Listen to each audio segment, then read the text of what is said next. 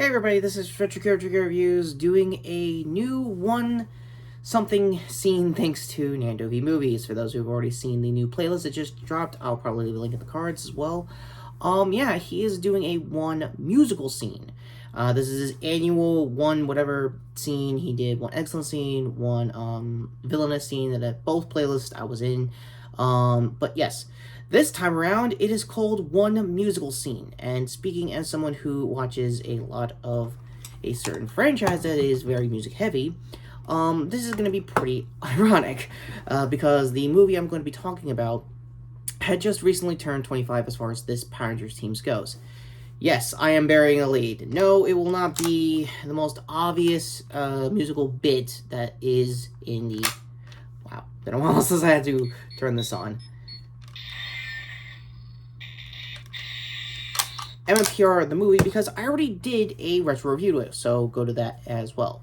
However, I didn't really talk too much about Turbo, a Power Rangers movie. For the uninitiated, 1997 was pretty much a rough year for Power Rangers fans and 20th century, unless you're talking about Titanic, then that's a whole other can of worms as far as 97 goes. Getting to the most obvious part, why Turbo? What is so spectacular about the movie? Not really much. Again, for those who remember Turbo, this was basically a hard pilot into explaining a new team at the time and still being rooted in the Mighty Morphin era. However, there is an in-track that Ron Wasserman was doing for this movie, as he normally does for most of the Mighty Morphin era, was Hope for the World.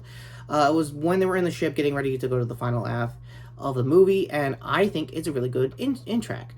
For those who don't know Ron Wasserman, he is basically responsible of a lot of television children's shows soundtracks. More primarily, obviously, Mighty Morphin Power Rangers to, I'm assuming, the back half of the Saban era. I could be wrong if he was doing tracks by them. However, I'm not a History of Power Rangers guy. Also, speaking of, hey, like, when's the next History of Power Rangers? In jokes aside, I like that track because is a lot of things. It gives you a lot of optimism that you really need, which is saying a lot from Ron Wasserman because I truly love his I Will Win fight track when Jason was going up against Goldar in the early half of Mighty Morphin. However, due to the reasons that Austin St. John may or may not have committed actual fraud, I'll leave the post down below if anyone wants to talk my 2 cents of it. I might have talked about it in the Tokyo News earlier this year. If I haven't, I just hope the charges are not real. Or in this case, the crime is not real, or any evidable proof. But until then, there is a bit of a black sheep, blue ranger in the room. Yeah, Justin. Yeah, look, say what you will about Blake Foster, myself included. He is a good Power Ranger when he wants to be. Is he a good MMA fighter? That's for amateur fight sports guys to tell, not me. I totally think he won semi-legit with another child actor that was also a Power Ranger in the Mighty Morphin era. Hi, Mikey, by the way. That being said, the big hook of Hope for the World is that it was a lot of things. It was, like, very nuanced. It was very, like, if Mighty Morphin ever needed an end theme, this would be it. I would see this 100% as his end theme, other than, obviously, anything from... Crap, band is escaping me. Wow, I'm really this disrespecting my classic rock here. Wow. Anyway, Van Halen. Anything Van Halen did in like the mid 90s is definitely 100% its end track. I see that more importantly. I might have mentioned it a lot in my retro review, so again, go to that. That is my one musical scene. It is basically a bridge scene leading into, again, a volcano monster that David Fox marries because reasons in that movie.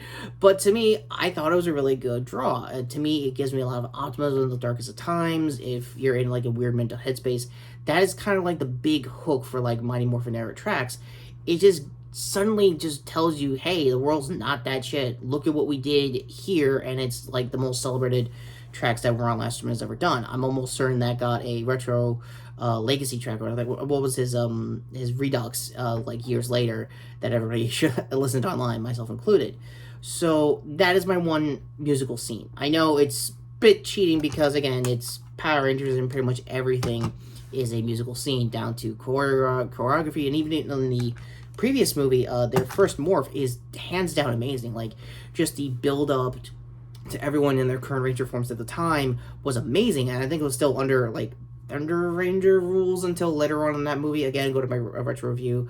Been plugging my own previous content than usual. So, with that all being said, what is your one musical scene? It could be anything. It could be a needle drop from any action movie that came in the last half a decade, or even in my case, maybe some other tokusatsu stuff. Maybe there's like building crescendo tracks that you liked about Shin Godzilla, or even currently now with Shin Ultraman and even Shin Kamen coming out in 2023. Let me know in the comments down below. And with that all being said, I am Retrokid Reviews, and Anchor's kind of climbing up to my previous video here, which was supposed to be, if it's already out by now, my scattershot retro news, speaking of Power Rangers, mostly Power Morphicon stuff and other news. Shorts playlist here in case something cool drops over the weekend as far as, again, Power Morphicon goes, like maybe a new team. And yeah, shirt here and a quick morph to my channel so you can see more content, notification bell down below the next time I'm in another Nandovi movie playlist. And with that all being said, take care, subscribe, may the power protect you. And yeah, Turbo was a lot of things, soundtrack wise, kind of good when you give it a chance.